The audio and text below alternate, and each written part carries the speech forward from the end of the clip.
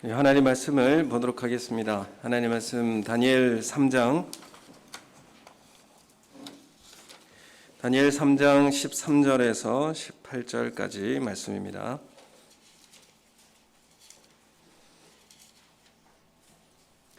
느부갓네살 왕이 노하고 분하여 사드락과 메삭과 아벳느고를 끌어오라 말하매 드디어 그 사람들을 왕의 앞으로 끌어온지라.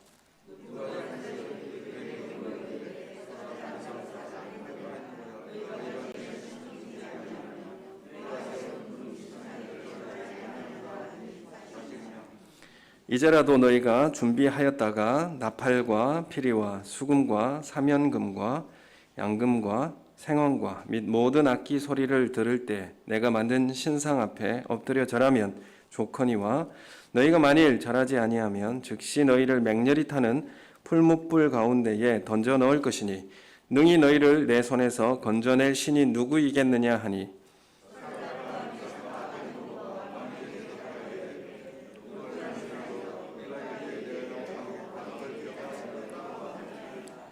왕이여, 우리가 섬기는 하나님이 계시다면 우리를 맹렬히 타는 풀무불 가운데에서 능히 건져내시겠고 왕의 손에서도 건져내시리이다. 그렇게 하지 아니하실지라도 왕이여, 우리가 왕의 신들을 섬기지도 아니하고 왕이 세우신 금신상에게 절하지도 아니할 줄을 아옵소서. 아멘. 반갑습니다. 우리 앞뒤 자고 계신 분 인사하겠습니다. 사랑합니다. 축복합니다. 감사합니다. 우리 가정에 계시는 분들도 우리 함께 가족들이 다 모였을 터인데 함께 예배하는 자리로 나오셔서 하나님 앞에 예배해 드리는 시간, 경건의 시간이 되기를 원합니다. 우리가 다니엘서는 우리 잘 알고 있습니다. 다니엘 말씀도 잘 알고 있는데 우리 다니엘 말씀을 통해서 새해를 준비하고 뜻을 정하고 또 어떤 모습으로 세상을 향해 나아가야 할 것인가. 우리가 새벽에도 여호수아서를 우리가 큐티하고 있지 않습니까?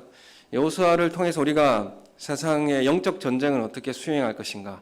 그래서 우리에게 지금 부어지고 있는 시기라 이렇게 말씀드릴 수가 있습니다.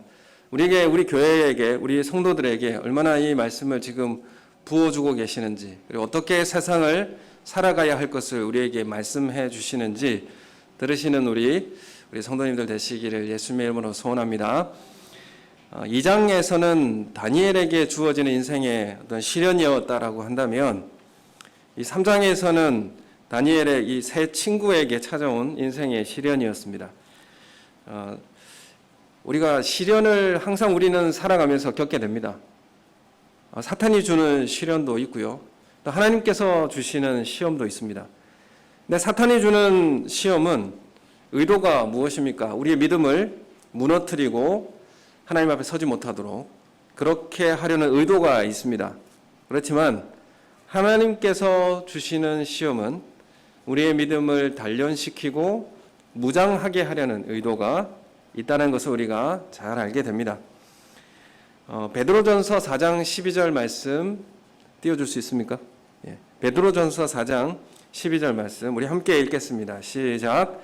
사랑하는 자들아, 너희를 연단하려고 오는 불시험을 이상한 일 당하는 것 같이 이상히 여기지 말고. 아멘. 여기 우리가 너희를 연단하려고 이렇게 말씀하고 있습니다. 너희를 연단하려고 불시험을 이상한 일 당하는 것 같이 이상히 여기지 말라 이렇게 말씀하고 있습니다. 그래서 우리가 이 땅에 살아가는 하나님의 자녀로서 세상을 산다는 것이 이 불시험으로부터의 해방을 의미하지 않는다. 우리는 이 땅에 살아가면서 우리도 이 불시험의 자리에 들어가게 된다는 사실을 분명하게 우리에게 말씀하고 있고, 이러한 불시험이 우리 가운데 올 때에 이상하게 여기지 말라. 그리고 이것은 하나님께서 너희를 연단하려고 하는 시험이다. 이렇게 말씀하고 있습니다. 그래서 하나님의 자녀이기 때문에 특별히 찾아오는 시련이 있습니다. 또 교회의 중심에서 일하기 때문에 특별히 찾아오는 시련이 있습니다. 기독교인이기 때문에 특별히 세상에서 찾아오는 시련들이 있습니다. 이것을 시험이라고 말하죠. 예수님도 공생에 처음 시작하실 때 성령 하나님께서 예수님 광야로 몰아내셨습니다. 그리고 광야에서 시험을 받으셨습니다. 광야를 통과하는 우리에게 있어서도, 광야 교회를 살아가는 우리에게 있어서도 반드시 이 시험을 피해갈 수가 없게 되는 것입니다. 이런 의미에서 신앙생활이라고 하는 것은 이러한 불시험의 연속이고 또 이런 시험과의 싸움이다 라고 말해도 과언이 아닙니다. 오늘 말씀은 이 다니엘의 세 친구가 직면한 인생의 불시험과 같은 그런 어려움이었습니다. 믿음 있는 그리스도인이라고 하면 필연적으로 직면하는 이러한 믿음의 시험, 이것을 우리는 겪게 되는 것입니다. 다니엘의 이 세 친구들이 직면한 시험이 무엇이겠습니까? 우상에게 절하라라는 시험이었습니다. 이것은 단순한 국가의식이 아니라 이 뭐냐면 종교의식이었습니다. 우리 선조들이 신사참배를 반대 운동을 한 것도 그것이 국가의식이 아니라 종교의식이라는 것을 명백하게 선언하고 거부했다는 것을 우리가 잘 알고 있습니다. 우리 재건교회는 그런 신앙을 가지고 있는 교회이지 않습니까? 이거는 어떻게 만들어내려고 해도 만들어낼 수 없는 것이고 돈으로 살 수도 없는 것입니다. 이것은 정말 우리에게 주어진 고유한 가치이자 신앙 유산이라는 것을 우리가 잘 알고 있습니다. 느부갓네살 왕이 시리아 원정을 통하여서 그 지역을 정복하고 승리를 가져다 왔습니다. 승리를 얻고 나서 나에게 승리를 준 그 신이 누구냐 하면 벨이라고 하는 우상이라는 것이죠. 벨이라고 하는 신을 섬기고 이 벨이라고 하는 신이 나에게 이러한 승리를 주었다라고 하는 그런 의미에서 금신상을 제작하게 된 것입니다. 이 금신상의 높이가 30m에 되는 그런 우상을 세웠습니다. 30m면 저 멀리에서 봐도 평지에 세웠으면 그 우상이 보일 정도의 그러한 우상이었을 것 같습니다.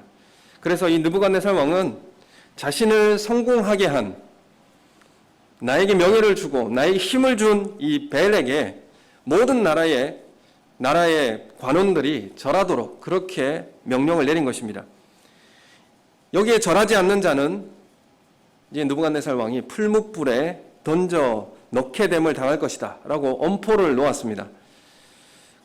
사드락과 메삭과 아벳느고도 그 바벨론의 지역의 어떤 지도자로 그렇게 살게 되었는데, 이들은 이 왕의 명령에 순종하지 않았습니다. 그러자 이 왕에게 다른 신하들이 이 세 친구들을 참수하여서 왕 앞에 끌어가게 해서 죽을 위기에 처해지게 되었습니다.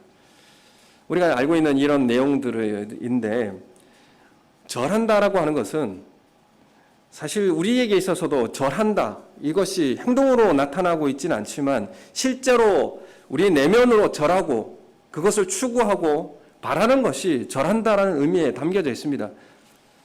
그래서 이 절한다라고 하는 것은 우리에게 영적 전쟁이요, 영적 생존의 문제라는 사실을 우리가 잘 알게 됩니다. 다니엘서 3장에 보면 절한다라는 말이 9번 나오고 있습니다. 절한다는 단어가 이 다니엘서 전체에 10번이 나오는데 그 중에 9번이 3장에 다 나오게 됩니다. 절한다라고 하는 의미는 어떤 의미입니까? 그것은 존경에 대한, 그의 합당한 지위에 대한 경외함의 표현이 절하는 것으로 나오게 되어 있습니다. 그래서 그 존경과 그의 합당한 지위에 대해서 경외함에 대한 표현, 그것이 절하다는 것인데, 우리가 사용하는 이 예배라고 하는 것에 있어서도 배자가 절하다 배자이지 않습니까? 예자는 무엇입니까? 예의를 갖추고 경의를 표현해야 할 그 마땅한 존재에게 절하는 모습, 절하는 것, 그것이 예배입니다. 하나님은 우리를 창조하신 이유가 예배자로 살아가게 하기 위해서, 예배자가 되기 위하여서 우리를 창조하셨다, 이렇게 말씀하십니다. 에베소서 1장 6절, 12절, 14절에 이러한 말씀이 나오게 되는데 우리 함께 읽어보겠습니다. 순서대로 시작. 이는 그의 사랑하시는 자 안에서 우리에게 거저 주시는 바 그의 은혜의 영광을 찬송하게 하려는 것이라. 이는 우리가 그리스도 안에서 전부터 바라던 그의 영광의 찬송이 되게 하려 하심이라. 이는 우리의 기업의 보증이 되사 그 얻으신 것을 속량하시고 그의 영광을 찬송하게 하려 하십니다. 우리를 통하여 하나님을 찬송하고 예배하는 존재가 되게 하기 위해서 우리를 창조하셨다. 우리를 창조하신 이유가 하나님을 예배하는 존재로 그렇게 살아갈 수 있도록 만드셨다. 이렇게 말씀하고 있습니다. 이스라엘에게 있어서 누구를 예배하고 찬양해야 됩니까? 하나님만을 경배하고 찬양해야 되는 것이죠. 이스라엘 백성에게 율법을 주셨습니다. 많은 율법을 주시면서 그 요약 버전으로 뭘 주셨냐면 10계명을 주셨습니다. 10계명은 없어진 것이 아니죠. 그거 안 지켜도 되는 것이 아니지 않습니까? 지금도 유효하고 10계명은 지켜야 됩니다. 율법도 마찬가지죠. 그 율법의 정신들을 다 우리가 지켜야 되는 것은 마땅합니다. 그 요약 버전이 10계명인데 10계명을 주신 이유가 지키나 안 지키나 살펴서 안 지키면 벌 주려고 10계명 우리에게 주신 것이 아니죠. 10계명은 우리에게 정말 간결하게 또 단순한 문장으로 우리에게 주셨어요. 이것은 의미 전달이 확실하다는 의미입니다.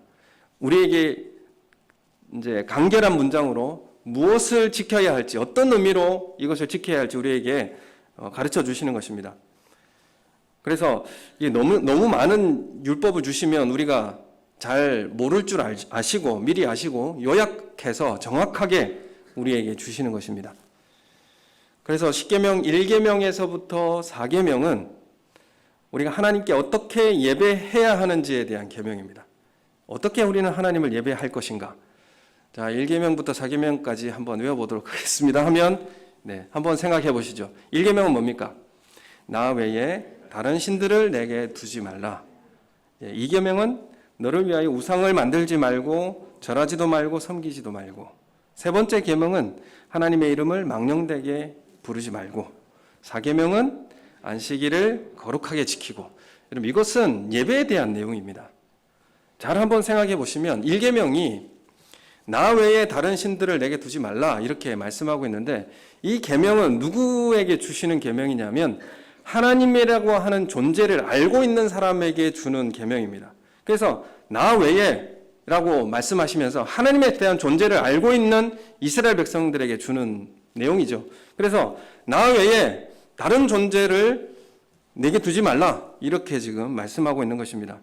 그래서 하나님이 계시다는 것을 알아야 된다. 하나님에 대한 존재를 알아야 된다. 이렇게 말씀하는 것이 아니라 첫 번째 계명이 나에 대한 존재를 알고 있다면 나 외에 다른 신들을 너에게 두지 말라. 이게 첫 번째 계명이었습니다. 왜 그렇습니까? 우리는 하나님에 대한 존재를 압니다. 하나님은 어떤 분인가? 우리는 하나님을 의지하고 우리는 하나님으로만 만족하는 그리고 하나님을 찬양하는 존재라는 사실 이미 이 1계명에 내포되고 있습니다. 그래서 우리는 우리 안에 하나님을 예배하는 영역이 있습니다. 우리에게 하나님을 의지하고 하나님으로만 만족하고 하나님으로 기뻐하는 영역이 있습니다. 그런데 이것을 다른 것으로 대체하지 말라는 것입니다. 하나님만을 예배하는 우리의 마음의 영역을 다른 것으로 대체하지 말라 이렇게 말씀하고 있는 것입니다.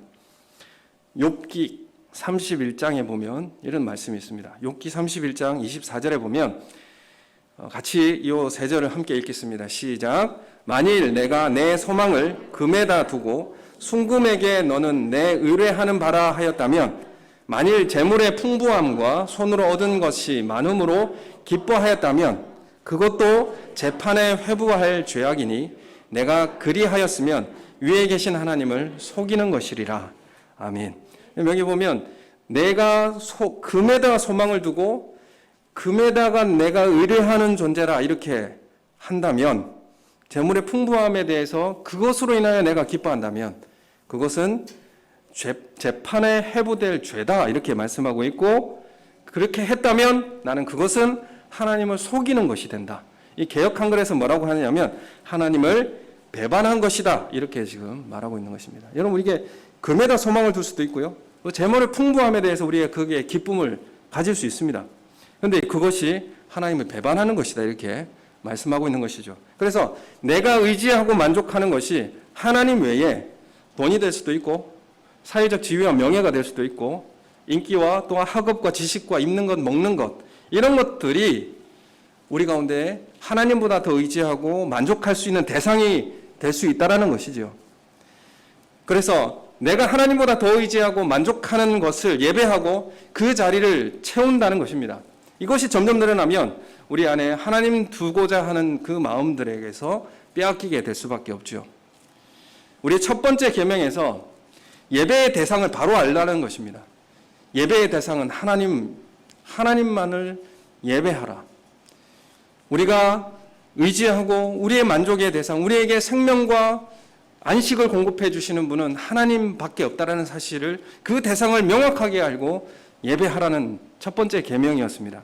두 번째 계명은 뭐냐면 우상을 세우고 절하지 말라.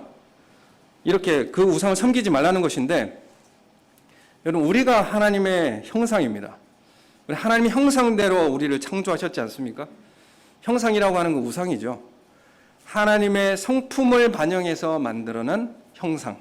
그래서 하나님은 우리를 만드셔서 우리를 통하여서 하나님의 성품과 하나님을 우리를 통하여서 이 땅에 드러날 수 있도록 나를 보면 하나님을 볼 수 있는 그런 존재가 될 수 있도록 하나님의 형상으로 창조하셨습니다. 그래서 로마서 8장에 보면 하나님이 미리 하신 자들을 또한 그의 아들의 형상을 본받게 하기 위하여 미리 정하였다. 이렇게 말씀하고 있습니다. 그래서 이런 우리는 예수 그리스도 안에서 새로운 피조물로 재창조된 것은 하나님의 형상으로 재창조되었다. 이렇게 말씀하고 있습니다. 우리는 하나님의 형상이요 하나님의 우상입니다. 다른 말로 하면 이 말이 하나님의 대리자라는 뜻입니다. 내 삶을 통하여 하나님의 성품이 드러나야 되고 내 삶을 통해서 하나님의 사랑이 드러나야 되고 이것이 바로 하나님의 통치가 드러나는 삶을 사는 것입니다. 그래서 고대 시대에 우상의 신의 우상들을 지역마다 세우는 이유가 그 신의 통치가 그 자리에 임한다는 그런 의미입니다. 그래서 우리가 가는 곳마다 하나님의 통치가 임하게 되고 우리가 가는 곳마다 하나님의 성품이 드러날 수 있도록 살아가야 하는 것이 우리가 하나님의 형상대로 하나님의 대리자로 살아가는 삶의 모습이죠. 그런데 우리가 하나님의 형상인데 어디 우상에 절하게 됩니까? 그것은 있을 수 없는 일이죠. 그래서 참 예배의 대상이 되시는 삼위 하나님 외에 다른 형상에게 머리를 숙여 경배하지 않습니다. 우리가 하나님 형상이기 때문에 다른 형상을 세우지 않는다는 것이죠. 그럼 내가 하나님 형상인데 다른 우상에 절한다면 하나님께서 다른 우상에 절하는 그런 모습이 되는 것입니다.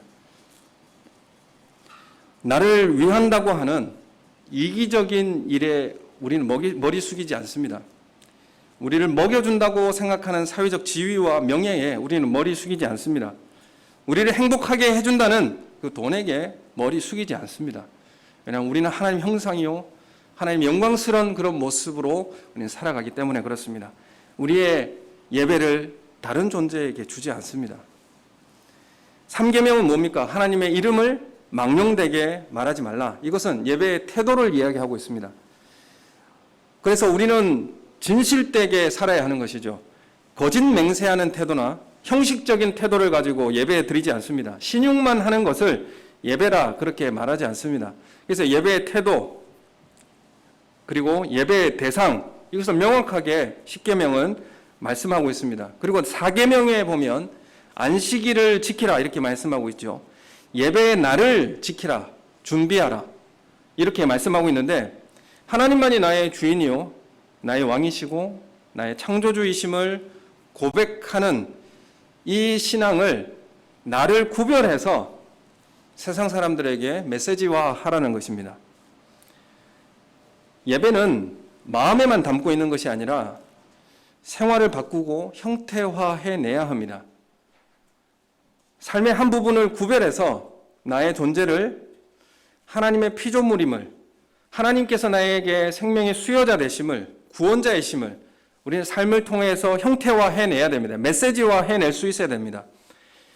여러분 이것을 하기 싫어서 하나님께서 나의 생명의 수요자이십니다. 이것을 메시지화하기 싫어서 아담과 하와가 선악과를 따먹은 거죠.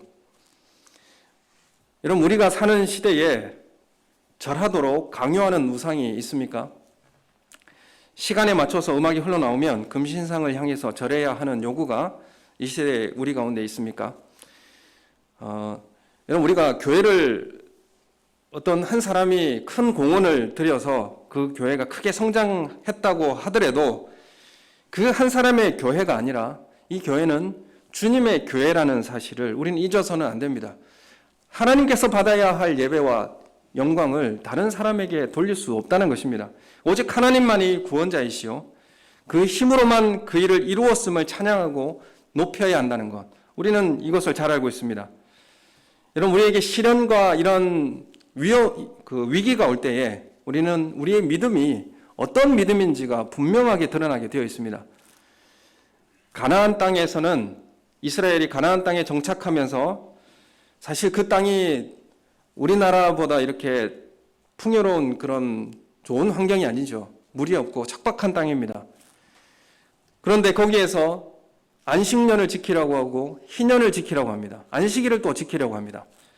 이 땅을 한 해를 묵혀야 한다는 것. 희년은 이 2회를, 안식년은 2회를 묵혀야 되는 거죠. 안식년은 2회를 묵혀야 됩니다. 왜냐하면 한 해를 묵히게 되면 씨앗을 뿌릴 수 없으니까 한 해 더 묵혀야 돼요. 2년치를 묵혀야 됩니다. 그렇기 때문에 가나안 땅에서 이 안식일을 지킨다는, 안식년을 지킨다는 것은 모험이죠. 모험입니다.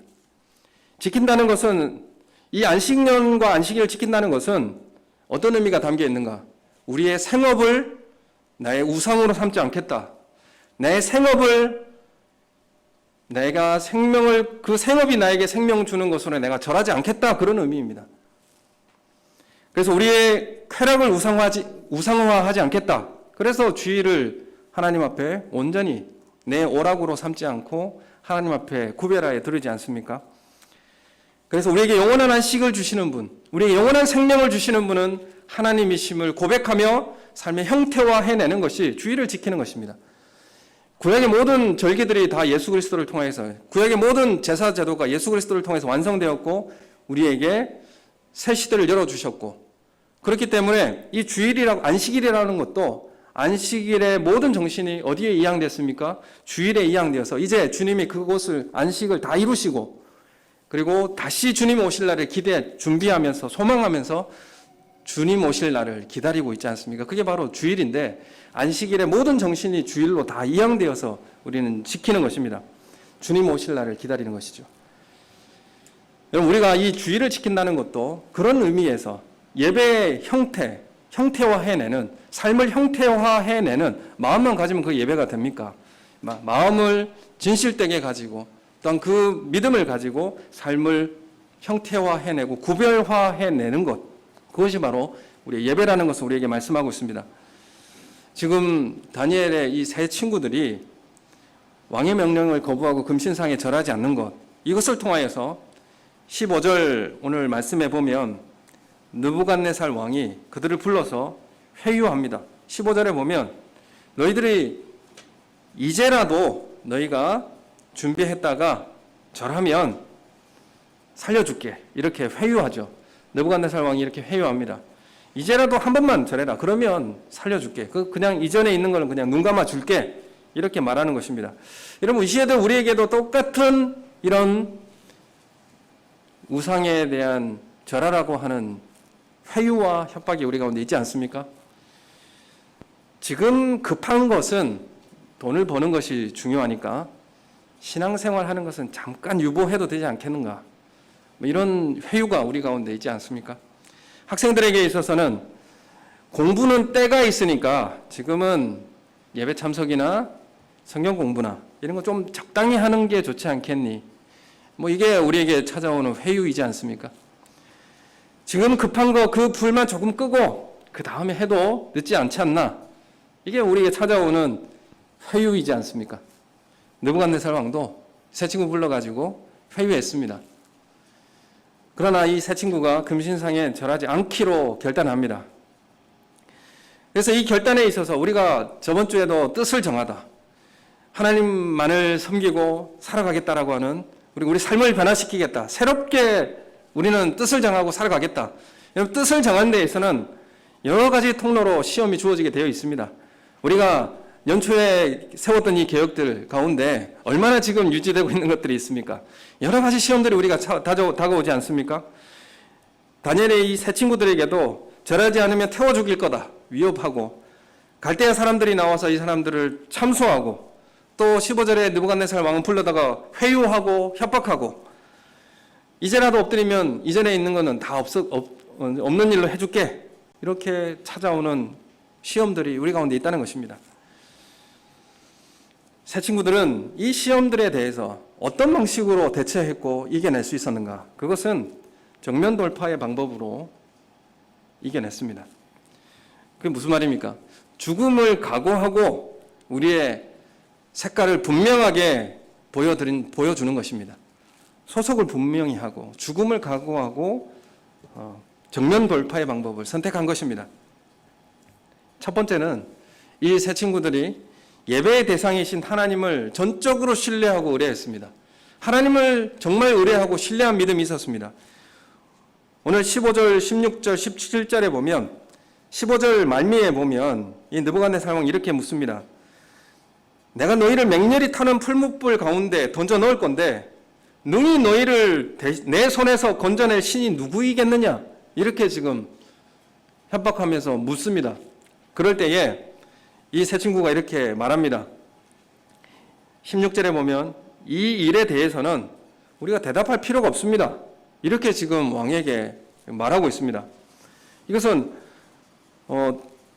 이 일에 대해서 왕에게 대답할 필요가 없는데, 우리가 섬기는 하나님이 함께 하신다면 우리를 맹렬히 타는 풀무불 가운데서도 능히 건져내시겠고 왕의 손에서도 건져내 주실 것입니다. 이렇게 고백하는 것이죠. 이들은 예배의 대상이신 하나님을 명확하게 알고 지금 믿음의 고백을 하고 있는 것입니다.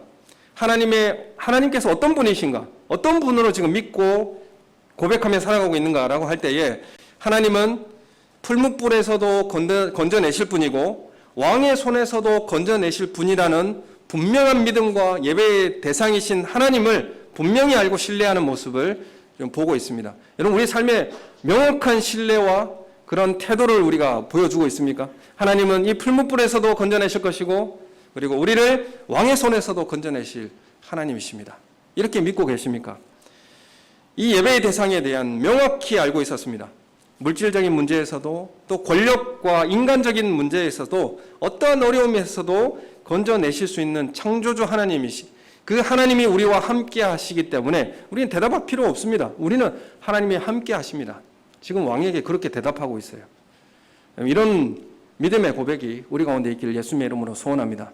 어떠한 풀무불의 시험에서라든지, 아니면 어떤 인간적인 문제의 어려움에서라든지, 이 모든 어려움에서 건져내실 분은 바로 하나님이십니다.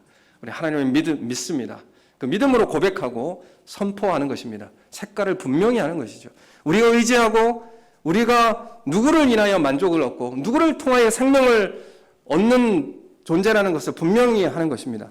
두 번째는 이 참된 예배자들의 모습은 대가를 지불하는 예배자들이었습니다. 18절 말씀해 보면 그렇게 하지 아니하실지라도 왕이여, 이렇게 말하고 있습니다. 그렇게 하나님께서 우리를 그렇게 하지 않다고 할지라도 우리는 섬기지도 않고 절하지도 아니할 줄 아옵소서, 좀 이렇게 대답하는 것입니다. 이것은 대가를 지불할 줄 아는 예배자의 모습입니다.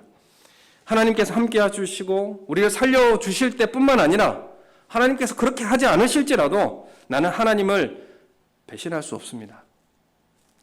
여러분, 사람들에게 용납받고 인정받기 위해서 하나님을 포기하고 타협하라는 이런 시험의 압박에 정면 대응하고, 내가 대가를 지불하여도 나는 하나님을 포기하지 않겠다, 원망하지 않겠다, 이런 고백을 지금 다니엘의 세 친구는 하고 있는 것입니다. 이게 무슨 의미입니까? 지금 우리에게 이해되는 자기 죽음의 선언입니다. 내가 죽을지라도 하나님, 내가 배신하지 않겠습니다. 여러분, 주님은 이 시대에 누구를 찾으시겠습니까? 참된 예배자를 찾으십니다. 그 예배자는 이 시대에 자기의 죽음을 선언하고 대가를 지불하겠다는 그 하나님의 사람들을 이 시대에 찾고 계십니다. 하나님을 믿고 사랑함으로 그에 대한 대가를 지불하겠다고 하는 이 완전한 사랑의 선언자, 이 예배자를 하나님은 지금도 우리에게 찾고 계십니다. 예배의 대상인 하나님께 대한 완전한 사랑의 선언이 우리 삶 속에 필요합니다. 하나님 앞에 이러한 완전한 사랑의 선언을 하시는 우리 성도님들 되시기를 소원합니다. 제사 제도에서도 보면 제물은 올려질 때에 반 죽여져서 올려지지 않죠. 완전히 죽여져서 올려지게 되어 있습니다. 제물은 예배의 제물이 되는 그 제물은 다 죽여져서 올려지게 되어 있습니다. 예배자는 자기 죽음이 선언된 사람입니다. 내 뜻을 버리고 주님의 뜻대로 살겠습니다라고 고백된 이 고백이 선명한 사람들이 바로 예배자라는 것을 분명하게 말씀하고 있습니다. 우리 교회 성도님들 지금 새벽 예배를 참여하고 계시고 너무 많이 참여하셔서 너무 감사하고, 또한 그 말씀에 순종하기로 결단하셔서 힘들게 그 삶을 살아가고 있다는 사실을 잘 알고 있습니다. 또 말씀 통독을 또 하고 있는데, 말씀 통독은 정말 자기 죽음을 선언하지 않으면 읽기가 쉽지 않지 않습니까? 시간을 내야 되고 또 말씀을 펼쳐야 되고 말씀을 드려야 되지 않습니까? 그 시간을 내야 읽어낼 수가 있는 것입니다. 그래서 구호가 나는 죽고 예수 사는, 정확하게 제가 잘 모르겠는데 내가 죽어야 말씀을 읽을 수 있는 그런 시간이라는 것을 우리는 깨닫게 되고 있습니다. 우리가 이 땅에 살면서 나의 죽음을 고백할 때에 우리의 대가가 있습니다. 그 어떤 대가가 나옵니까? 돈을 조금 더 벌지 못하는 것, 자존심이 좀 많이 상하게 될 수도 있다는 것, 그리고 승진의 기회가 좀 놓칠 수 있다는 것, 친구들 사이에서도 사람들 사이에 인정받지 못하는 그런 대가를 지불할 때가 있습니다. 이 대가를 지불하겠다는 완전한 사랑의 선언을 하시기를 예수님의 이름으로 소원합니다. 참된 예배자는 대가를 지불해야 합니다. 그 주님의 사랑에 대가를 지불할 수 있는 그런 담대한 믿음의 신앙을 소유한 우리 성도님들 되시기를 예수님의 이름으로 축원합니다. 우리는 진정 정말 합당하고 정말 삶의 예배를 하나님 앞에 드리고 있는가? 이 시대는 미혹의 시대입니다. 우리를 넘어뜨리려고 하고 믿음을 흔들려고 하는 시대입니다. 다니엘의 이 세 친구의 정면 돌파만이 우리를 세상의 세속화와 혼합된 우리의 신앙을 새롭게 할 것입니다. 구원자이신 하나님을 명확히 아는 예배자, 예배자로서 대가를 지불할 줄 아는 예배자가 되시기를 예수님의 이름으로 축원합니다. 우리 함께 기도하겠습니다. 하나님, 이 땅에서 예배자로서 예배의 대상과 또한 예배자로서의 대가를 지불할 줄 아는, 나의 죽음을 선언하는 그런 예배자로서 살아가게 해 주시옵소서. 우리 다같이 함께 한 목소리로 기도하겠습니다. 하나님 아버지, 우리 삶에서 찾아오는 여러 가지 종류의 시험과 불시험에서 우리를 건져 주시옵고, 하나님 아버지, 우리가 예배의 대상에 되시는 하나님을 우리가 신뢰하며 살아가는 우리의 삶이 되게 하여 주시옵소서. 우리가 어떠한 어려움이 올지라도 우리가 그 대가를 지불하고서라도 하나님을 선택하게 하여 주시고, 하나님 외에 다른 것에 그 하나님의 예배가 들어가지 않도록, 우리가 다른 것에 절하지 않도록, 우리가 머리 숙이지 않도록 하나님께만 머리 숙여 찬양하며 경배드리는 우리의 예배자의 삶이 될 수 있도록 인도하여 주시옵소서. 그래서 주님만이 온전히 영광을 높여 드리며 하나님을 찬양하는 예배자로서의 이 땅에 살아가는 삶이 되게 하여 주시옵소서. 이 땅의 많은 시련과 어려움에 하나님 우리가 정면 돌파하여서 하나님 믿음으로 승리할 수 있는 삶을 살게 하여 주시옵소서. 우리에게 그렇게 하지 아니하실지라도